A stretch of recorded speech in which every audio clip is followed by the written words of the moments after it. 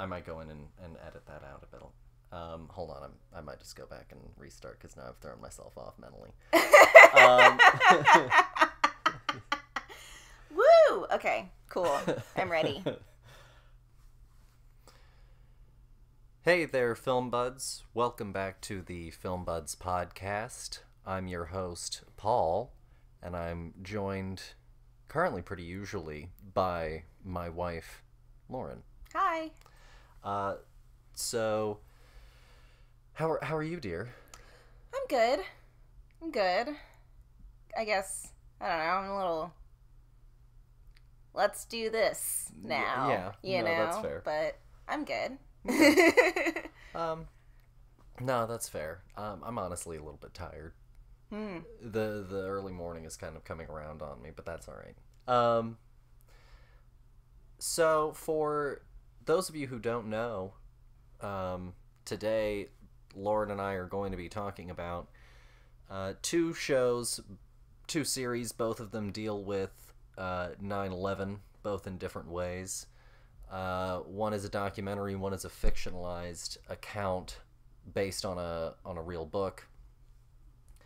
The first one is Turning Point, and the second one is The Looming Tower. We decided to kind of, do this episode a little while ago, but we ended up not finishing Turning Point or The Looming Tower in time, honestly. Things just sort of got in the way. And it's pretty heavy subject matter. We finished watching Looming Tower actually just this morning. But we wanted to do it because it's something that, is a historical event of interest for me on a certain level, and also because, it did turn 20 this year. The event, it happened 20 years ago. And I'm always curious about how things are portrayed in film and television and things like that, especially with hindsight. And everyone has an opinion that they're trying to portray, even in a documentary or a TV show. And so I thought that would be interesting to go and look at two very recent releases. Looming Tower is from 2018, and Turning Point came out this year. And I don't know, I thought that it would be interesting to go and look at it, to sort of put any listeners' minds at ease. We're not going to necessarily get too far into the politics, particularly, of anything. But I'll just say, the one thing that I think is a universal opinion is that both sides, across multiple administrations, made a lot of very, very bad decisions. And that's all that I'll really say about the actual politics of anything regarding it. But I think that we're going to try and keep it, pretty civil, pretty focused on the content itself and how it's talking about these things and what it wants you to feel and think about these things.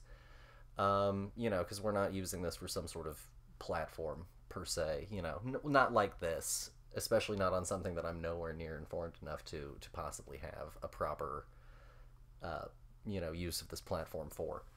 So yeah, I feel like I need to really look at the facts written down more, and like this was great for like a visual kind of understanding of the events of 9/11, but I feel like personally I still need to go and really just kind of digest everything that happened and like reevaluate some of the facts, just for myself, and not necessarily I guess reevaluate, but like, just cement what these things are for myself, so that way that I can like, have a better understanding of what truly, happened. Mm-hmm. Not in any sort of, conspiratorial way, but just in the sense of, like, understanding the who, the why, the when in actual detail, like reading the actual Looming Tower book. No, yeah, because, like, I think that it's really important to have an understanding of history as history, no sugarcoating, no, I don't know. I want to hear the whole story. Mm-hmm. I don't want to just hear one side of it. I don't want to hear the victor's version of history. I want to hear the facts as they were, as they happened. you So know. yeah, I think that's all that I have to really get us started. We might talk about some other stuff afterward. I guess it kind of depends on how we feel a little bit at the Yeah. end. But we do have, of course, a clip for you. We're going to go ahead and start with Turning Point, and we've got a clip, so take a quick listen. It was a beautiful fall morning. There was the loudest noise I had ever heard, and it got dark. Pieces of this story continue to come together. I've never seen anything like this. I whispered into the president's ear, America is under attack. I am convinced military action will not prevent acts of terrorism. Oh, we know where they're shooting from! Keep moving! Keep moving! So that was Turning Point, 9/11 and the War on Terror, which, as I said, came out this year, 2021. And it is directed by Brian Knappenberger, and the premise is this unflinching series documents the 9/11 terrorist attacks from Al-Qaeda's roots in the 80s to America's forceful response, both at home and abroad.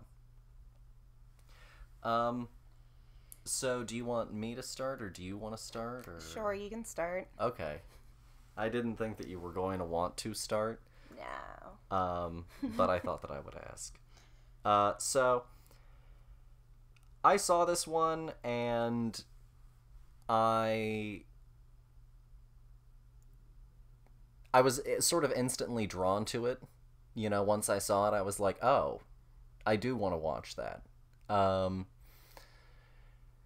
Because it is something that has, you know, been a part of the aftermath of 9/11, you know, the war in Afghanistan and all of that has been a part of our life for, you know, 20 years now. And so I thought it was interesting to go back and revisit the roots, just for myself personally. Because, again, you know, I know some of the broad strokes of certain things, you know, but I didn't know certain key details, certain key figures, etc. So I was immediately sort of drawn in to the concept, and I immediately wanted to watch the series. And ultimately, what I'll say, just sort of upfront, is that I'm glad that I did, but that first episode is definitely like It's hard. It's an incredibly rough experience, you know, because the first episode you start with sort of the events of they the day ripped of that 9/11. Band-Aid right on off. They're Yeah. like, here's the day. Here it is, right there. Yeah, and so even though it sort of chronologically documents things, pretty much every episode for the first 3 or so starts with some sort of accounting of certain perspectives on the day of. Yeah. Because it's like the third episode, I think, that you have the perspective from the Pentagon. Yeah. So overall, I found it very effective, and I'm glad that I watched it, but it was also a very difficult watch. And that's, I think, how I'll start it. Dear, how did you feel? Whew, boy howdy. Yeah, I would second that opinion. It was tough. And I mean, I think that once we got past the events, the day of events, and like started to like really go through the history of 9/11 and the things that came before, and how we got to today, it was really informative. And I think that at the end of the day, I'm glad that I watched it, but I don't know if I would have watched this one on my own. Okay, that's fair. Now, overall, I would say that I think the documentary for me does a really good job. It chronicles, you know, like it says, the sort of full scope of the events, which is also actually what the Looming Tower book itself kind of chronicles. This is sort of taking a page, pun intended, from the book. And it's going through and it's trying to chronicle that full story, that full scope. And I think for the most part, it's pretty effective at doing a lot of the similar ground that is treaded by the Looming Tower on a certain level. Where I think that for me the documentary did start to probably taper off and get a little bit on the weaker side was probably more once we hit modernity a little bit more so. Sort of once we got into the Obama years, I felt like we really moved through the Obama years. Yeah. And the Trump years and that sort of thing up to now pretty quickly, because the whole series is 5 hours, 12 minutes long, broken up into 5 episodes. And so for me, I felt like I maybe needed another episode in there. No, I'd say that that's fair, because I felt like they took a lot of care with earlier episodes, and it did kind of feel like and then we ended it. You know, we kind of just like skipped over a lot of key details that I guess they didn't think were very necessary, but I feel like at the end of the day, since the war just ended, I don't know, quotes, I don't know. I think that it's weird that they kind of were just like, these presidencies happened during this time, but like, I guess had no opinion about it. I don't know the politics of it, and I don't really care to know. But I just think that that's I agree with you saying that it's weird that they just kind of like skipped over those two very, very big jumps. I feel like the general opinion from my perspective of the episodes that did deal with the Obama administration, the opinion is that they were collectively in that office a little overly optimistic and ultimately a little unrealistic on what some of the goals that they were aiming for, with also how they were hoping to achieve them. And then also ended up just wandering into the general opinion for me kind of is that like everyone ended up making the same blunder, which is no one had a plan. And I feel like they just sort of use that as a short way to move through the Obama and the Trump administration. It could also be an issue, I guess, of access to people and information who, you know, because I will say that they get like 2 people from the Bush administration to come in and go on record. So they get incredible. That's a real strength of this documentary as well, is that it does have really, really strong primary sources as interview subjects. Yeah, and it's really interesting to hear from people who were working in politics at that time to hearing from survivors and loved ones of those who lost their lives that day.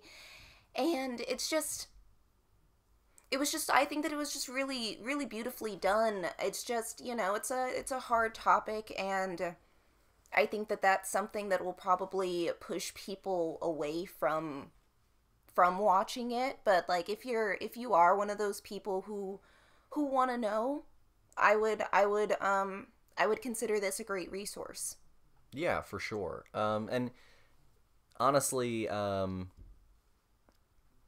know, and I certainly don't want to necessarily get political, but it's interesting to hear what both of the people from the Bush administration say, because, you know, there are certain ways that they are from, I think, even as if I were an interviewer, there are ways that I would have found their answers to my questions a little bit unsatisfactory on a certain level. And so, but it is interesting as a viewer to then sit and have all the story playing out and kind of weigh what's being said to also what else is being said, what else is being shown, what else is being documented, and to kind of weigh their perspective against it actively is interesting, and I do recommend the series quite a bit. Do you watch a lot of, like, more, I guess, historic... I know that you watch a lot of, like, animal documentaries. This is a documentary-focused question. I know that you watch a lot of animal docs. Do you typically go out of your way to watch things about, like, historical events or atrocities or things like that? I guess that's not really, like, my morbid curiosity. I think that I found the Ted Bundy documentary on Netflix fascinating, and I would highly recommend that as well. But that's kind of like where my curiosities usually go towards when it comes to like historical events. It's usually like, you know, the oddities of the human psyche that I kind of like. I think that that's probably because, like, I definitely grew up in a household that, like, you know, watched Criminal Minds and, like, CSI, and I just kind of, I love a good mystery, and I think that those are always, like, you know, the biggest mysteries of all are the, you know, the spooks in the night. No, I definitely get that. I'm drawn toward them, occasionally, intermittently, you know, I really enjoy, like, I think it's Dirty Money on Netflix, which is a great docuseries. It's an anthology docuseries. So I can certainly be drawn toward it just because I'm fascinated by, I guess, I think that there's a spectrum, you know, there is sort of, you know, a known spectrum of sort of, you know, sociopathy. Not saying that anyone involved in, like, you know, the 9/11 thing is a sociopath, but I mean, some people were, obviously. But I'm fascinated in a lot of events that have criminality at a high level that is sort of, I guess, you know, just as damaging as, you know, like a Ted Bundy, but in a totally different way. Kind of like the mob. Yeah, but is ultimately just as much a symptom of a similar sort of mindset, this sort of predatory mindset, and I'm fascinated by that on a certain level. So I'm drawn to a lot of, I guess, things like the 9/11 documentary, like Wormwood. Oh, Wormwood is nuts. And so I'm definitely drawn toward things like that on a certain level, I would say. I mean, I guess it also just really depends on the subject matter for me, and this was not one that you would normally go to yourself. Oh no, and like I knew, like with the 20th anniversary now passed, but like with it lingering in the air, it was something that I knew that I needed to rip off a little bit, you know, not be afraid of this event anymore, and so I'm glad that we did it, but also, like, I'm glad that it's done. Yeah. Yeah, one actual way that I thought that it definitely, I thought, glanced over some of the aftermath, and maybe this is just something that is more of what I found personally interesting that, you know, I can't critique them for not including. I was a little surprised that they didn't show any of the sort of uphill battle that has taken place for first responders afterward to get adequate health care and compensation, sort of, you know, for how much this has taken a toll on them, which is a big cause of actually Jon Stewart. I mean, I feel like that's a whole, like, other documentary. But I feel like that itself could have been a whole episode. And maybe that's my thing, is, like, you know, the Looming Tower was 10 episodes. This was 5. I could have gone for probably, maybe not 10 of this show, but probably closer to, like, 6 or 7.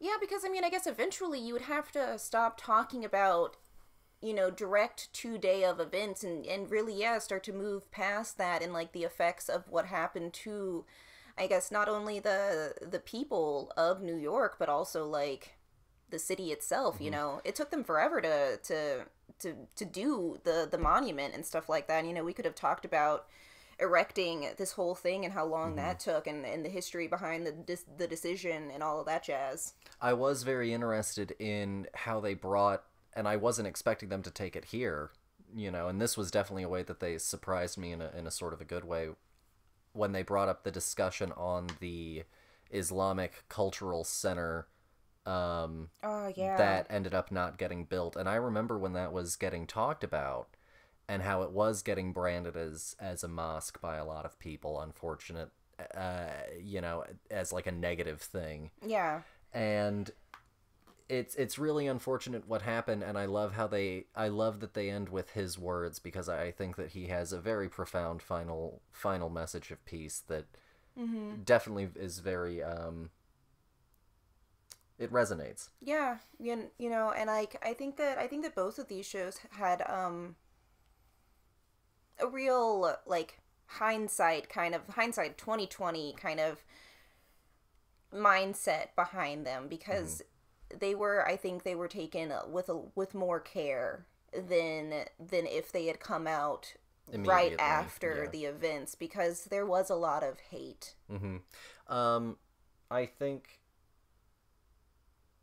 I think it's definitely the right time. I do think that 20 years is a good time to start to investigate, and we can talk about that a little bit more also after Looming Tower, discussing sort of fictionalized versions of history around this event.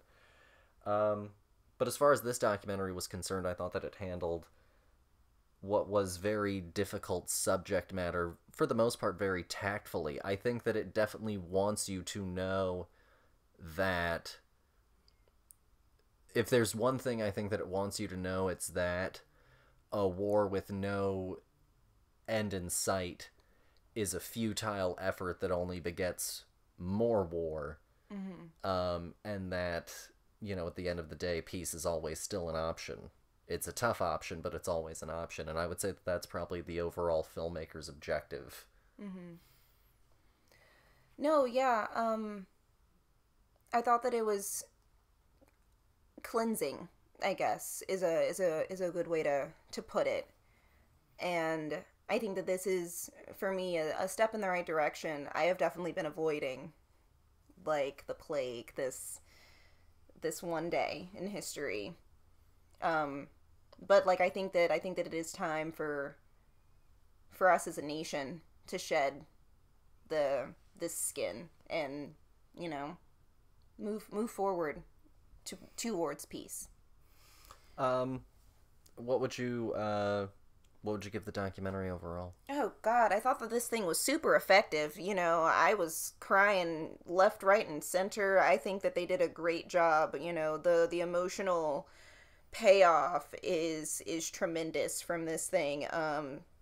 So I'd say I'd give it like a 4.5 out of 5. Okay, I'm gonna go with a 4.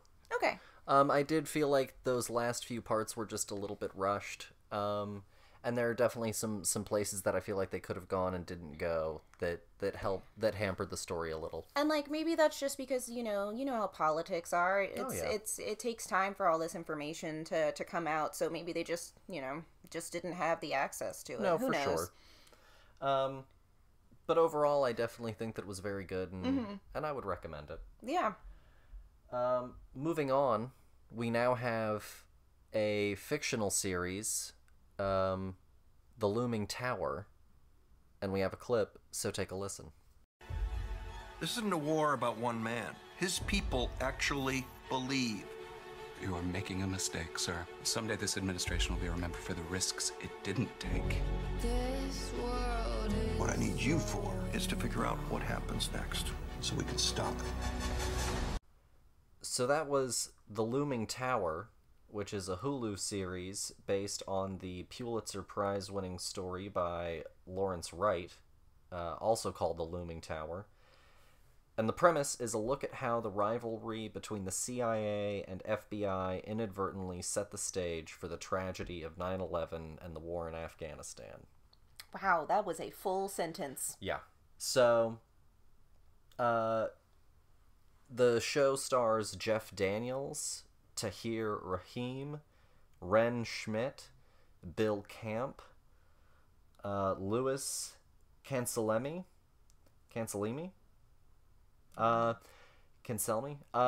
Virginia Cull, sorry about that last name, my guy, Michael Stuhlbarg, and Peter Sarsgaard, with a few brief appearances by Alec Baldwin as well. Do you want to start this one? Sure. So I think watching these shows kind of simultaneously, almost like very close together, was very helpful because we got like the very, these are the facts in the Looming Tower, and this one was definitely the dramatized version and simplified in some places. I know that some people were not exactly who the actual person was in real life, but got to get the story told somehow. Yeah, they make a few composites and that kind of thing. Yeah, but I thought that it was very effective, and this show literally takes the exact opposite approach with the day of. It does not start with it, and I think that it is really interesting to see the events that kind of led up in again this very dramatized version of history way to what happened, because like I've never really known. Yeah. And I think that this was a very nice digestible kind of easy way to get this information without necessarily having to go to the textbook version, which I would say that the Looming Tower was.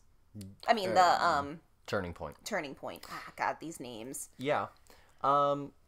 So I think that it was great. I really enjoyed watching it in conjunction with the documentary as well. It was kind of how I felt about when I did OJ, The People versus OJ. I went and I watched all of the documentary, and then I went and watched all of the FX show. By the way, The Looming Tower is on Hulu. I forgot to mention that. And Turning Point is on Netflix.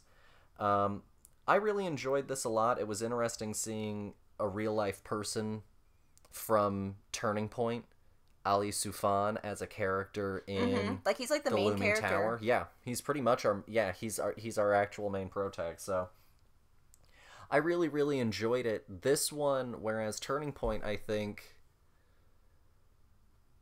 was laying the blame kind of a lot of places.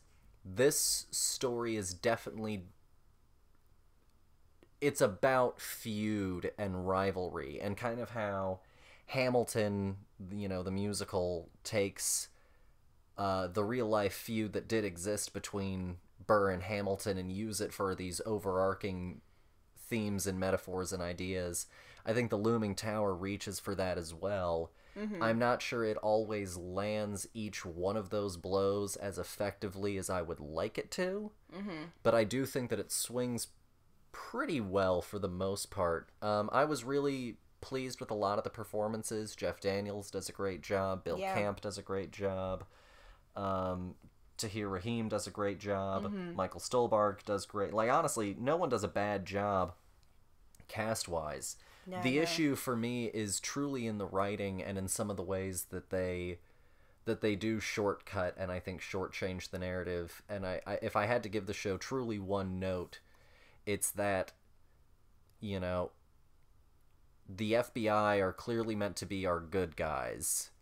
The Al-Qaeda cell is meant to be our bad guys, but are bad guys that are partially the result of bad action before, and some of them are out and out evil who were manipulators, but some of them are confused people who have been manipulated, and they paint them with a much broader brush. And then the true antagonists, the true bad guys of the show, are the CIA, and I think that they paint them with an almost cartoonishly evil brush, and I think that does sometimes hinder some of those characters' arguments. Yeah, and I mean, like, I don't know if these people were really like this in real life, but I mean, I really hope not, because honestly, how did you get so high up in your career, mate?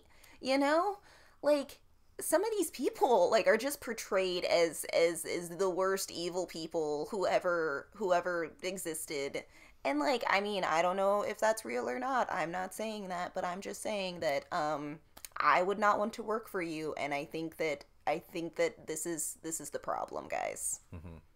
But no, I think that overall it's the weakest point, because they take a real life guy who was the head of the CIA task force, and he's a composite character here. They fictionalize him, and they definitely hint at his sort of future as a guy who would end up going on to, you know, write this book about bin Laden and do all of these other things that the show knows that he goes on to do. They put all of that in there, and maybe it was all in there, you know, at the time, but they definitely, I feel like they ham it up to really make him seem like a bit of a madman. No, yeah, they really kind of make him kind of like, what's his name, like Charles Manson or something s, like, they really portray this guy as like a kind of sociopathic cult leader dude who's just like manipulating the CIA and all of their agents to not share intel, and bada bing bada boom. That's how things happened, and we gosh darn could have fixed it if you only shared some intel. But you know, stinginess is bad. Yeah. But yeah, so overall, I definitely thought that element could be improved. They go out of their way to definitely make sure that pretty much everyone in the FBI is favorably viewed. And not to say that anyone in the FBI was like a bad person, but like I'm not sure that they get the same. They don't ever get, I think, any kind of real mark against them to the same way that like they really lay every drop of this at the CIA's feet. Yeah, I mean, like, and they're like really trying to make some, like, you know, our main guy has like affairs like left, right, and center, and they are just like painting him as just like this confused man. And like, yeah, I get that, like that could have been his reality, sure, but also like I don't think that the CIA got painted as nicely as this man, that they're just like, you know, being like, oh gosh, he's just a tortured soul, whereas like they are all evil twirling mustachers over there. Gosh darn them. You know, burn them all in hell. I don't know. I think that this could have used, honestly, the documentary treatment. It's based on a Pulitzer Prize-winning book that covers a very, very expansive period of time. And when I was watching it, I oftentimes felt like Turning Point was, you know, a similar story to Looming Tower, and I was like, I don't understand why Looming Tower didn't end up a documentary, and it ended up a dramatized show. I don't know, maybe for the digestibility of it. Yeah, you know? Perhaps. It's a lot of information, and like that's what I really learned about all of this with watching both of them, is just like there's so much that I still don't truly fully comprehend of what happened on that day, you know. And the time leading up towards it. No, absolutely. I think maybe Looming Tower could have almost done something similar to Wormwood, where it has all of this documentary footage, but then it has all of this very, very high-end recreation footage. And hybridize the two, and I think that could have been really successful like, as a format splice them for together, because then we could have, you know, had Ali Soufan on, you know, on the dramatized version of it, and then we could have had him being interviewed still, and it would have, you know, coincided more, I think, directly. Yeah. And I think that would have worked really well. Because the Looming Tower did have some of the footage of, like, events and you know, things that happened. Spliced in some real footage. Yeah, but I think that they could have gone a little bit, you know, I think that overlapping them more would have made a nicer show. No, I think that I absolutely agree with that. Have not seen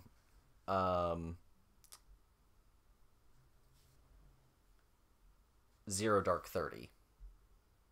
Can you remind me of what Zero Dark 30 is? That's the one that's about the bin Laden hunt. No. No, I have not seen that one. Is that one Catherine Bigelow? Is that? Mm-hmm. Yeah. Okay. I think that one. I think the Looming Tower. I don't know. I think that it sometimes. It just doesn't sometimes, I think, hit as squarely as I would like it to, and I think that, like, if we watch Zero Dark 30, you'll see what I mean. I feel like it does a better job of hitting its theme on the head without sometimes being quite so heavy-handed. I think a really great instance of like where you definitely see the artistic license of the Looming Tower for me is in the congressional hearing footage, where in real life it was in one of the like I think probably windowless rooms of the Capitol, and it has like, you know, all of the fluorescent lights of a government building, and it looks like, you know, every time you see C-SPAN footage of a congressional vote or a hearing, it looks like that. Whereas in the Looming Tower, the show, it's suddenly this very blue tint, you know, mood, atmosphere, lighting, and like it's not at all the congressional chamber, and that was also probably potentially, you know, a budgetary thing. You know, we can't put it in the congressional chamber, but they go out of their way to evoke a very different tone and mood than the reality of the events. And honestly, so you definitely feel the artistic license, I think, a little bit heavier than I would like, maybe. Well, yeah, and that's the thing. there were times that it kind of us like flipping from like the White House, like an obvious White House, to like then now we're on a set. There were times where I was like, that's not the White House. I don't know where y'all are. But look at these nondescript hallways that you're walking through. And I found that very distracting. But other than that, you know. No, absolutely. No, but you talking about the congressional thing made me think of them just being like in nondescript Capitol rooms. No, absolutely. Just like some hallways. Yeah. DC place. DC place number 2. No, I think that's all fair. But for the most part, I honestly did quite enjoy it, and I think that it's definitely worth a watch. I don't think, and this is something I was going to mention, everything uses obviously like the real life footage of the attack. And I think that it's good that we're finally at this place where we are doing stories about it and documentaries and fictionalization, because, you know, it's always good to tell stories and tell people stories. And yeah. What I don't think that we are at yet is the point of going to a team of animators and be like, okay, it's time for you guys to animate the plane hitting the tower. What? We're not at the point of anyone ever doing any kind of dramatization of like the impact itself. I think that for the next many years we're going to get... I'm not watching that movie. I had a hard time with the movie that came out like with what's his name? Nick Cage? Yeah, the World Trade Center. Yeah, like I had to tap out of that movie. And I literally won't watch that. I'm sorry. If anyone makes it, Lauren's not watching it. You know, I think that you're gonna have a hard time with your animators. You know, like I think you're gonna have to. It's gonna be a hard sell to tell your animators that they now have to sit down and watch like hours of real life 9/11 footage to then go and digitally recreate 9/11. Absolutely not. Yeah, so I don't think that that's going to happen anytime in the near future, even by half. You spoke it into existence. Now somebody's writing it down right now. They're writing down the worst idea right now. A great example of another movie that came out that was much sooner that some people I think thought was too soon. You know, some people thought the World Trade Center movie was too soon. You mentioned that movie. Oh. Another movie that some people thought was a little bit too soon was the United 93 movie by Paul Greengrass, which came out in, let me see when United 93 came out. 2006, so 5 years later. And it's a really good movie. It's a tough movie as well, but it's a really good movie. Very, very hard, and I understand why some people felt like it was too soon, but he is very respectful, I think, with it. Well, I think that's the best way to do this, honestly, is to respect the day, respect the source material, respect the people, you know, and do the best that you can.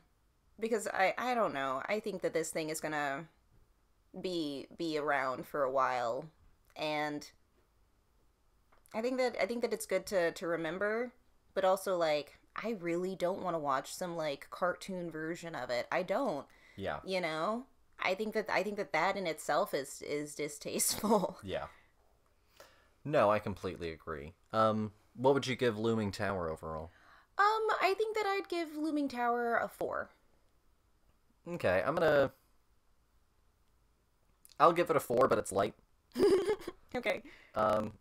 You know, if it weren't for Jeff Daniels and Tahir Rahim being so charming, I'm not sure that it would have crossed all the way into a 4 for me. No, yeah. I think that they did a really good job, though, with understanding, and this was something that, like, right after 9/11 was really offensive, that we just, like, we made everybody who even remotely looked like they possibly practiced any Islamic, followings, teachings, that we've just made everybody into a terrorist. And I think that was something that this didn't do. Mm-hmm. And I was really happy about that, because I was like, it's been enough. We've had enough of it. Yeah. For sure. And I think that this is something that took the time and the care to understand that that's not the correct way that we should have been looking at this, and past decisions were made and mistakes happened, but we shouldn't keep perpetuating those stereotypes, and move forward and be better. No, I think that's all very fair. So yeah, that was sort of our overview of it. It was definitely hard. I definitely recommend it. But I also, of course, always recommend you going and looking for good information from good verified sources, and learning history, and making sure that you learn, the correct history. I know that sounds weird, but in this age of misinformation, there are such things as incorrect histories and accountings of events. And no, yeah, for sure. And I'm not talking about things that are skewed with a bias. I'm talking about things that are openly divorced from reality. And so, bias is one thing. Actively perpetuating any sort of false narrative for any sort of historical event is harmful. Yeah. And so it's good to go out and expose yourself to history and different perspectives on history, and really try and learn what you can from people who know what they're talking about with these things. Yeah, with not only your history or your nation's history, but go and experience somebody else's history, because it can be really enlightening to connect the dots of history, because everybody has experienced the same amount of time, So, like, let's fill in the gaps of what everybody was doing in all points of time. It wasn't just, it wasn't just one time in history where America was just doing things and nobody else was, Yeah. So, yeah. I hope that you enjoyed the episode. I hope that you go and if you are up to seeking it out, I hope that you find as much value from it as we did. Dear, would you like to do anything more, or do you think that that's about all that our listeners have the... Honestly, if they've made it this far, I think that we should set them free. All right. Well, then we can go ahead and call it a day, folks. We'll do some more usual stuff and what we've been watching and things like that next week. Next week actually starts the Halloween season. Woo! Next Friday is October 1st. And I'm quite pumped. We're going to do a whole Halloween episode, or series of episodes. Yeah. It's going to be a whole Halloween themed month. I'm excited. We have Lauren's Picks, which is actually one movie that's two movies. It's Death Proof. Grindhouse, excuse me. The Quentin Tarantino, Robert Rodriguez combination film with Death Proof and Planet Terror. And then after that, we're going to do both of the Dawn of the Dead films, the original and the remake. And I'll be joined by Sky Tilley on that one, which will be a great time. Sky's a good guy. We've got Hispanic heritage in horror films with Kronos and Tigers Are Not Afraid. And we also have silent film that's horror films with Nosferatu and The Cabinet of Dr. Caligari. So the month is going to be pretty exciting. Yeah, a little bit of everything. Yeah, so I know that this episode was a little bit of a downer, but next week is going to be back to more upbeat, more fun things. Also, sometime in October, we'll probably hear from Henry, so we'll have some sort of update to give y'all in October. Maybe he'll have some sort of update to give y'all. Currently, I don't know. I haven't heard from him. That happens at basic training, so... I mean, you'll have to keep listening to find out whether or not, he comes on. Yeah. So, as always, keep watching things. Keep sending us your questions, your recommendations. We're thinking about making November International Cinema Month. Mm-hmm. So if you're one of our international listeners in India, I believe we have some in Kuwait, go and send us some recommendations, and we'll go and we'll talk about international cinema all throughout the month of November, potentially. So go email us at thefilmbudspodcast@gmail.com. Follow us on Twitter at thefilmbuds. Follow us on Instagram at thefilmbudspodcast. We even have a LinkedIn page, people. You can find us everywhere. So, and if none of that does it for you, then there's always thefilmbuds.com as well. So you've got a lot of ways. If you're here and a long-time listener, you already know. If you're a new listener, go and get on it. Drop us a review. Have a great day, folks, and we'll see you next week. Bye.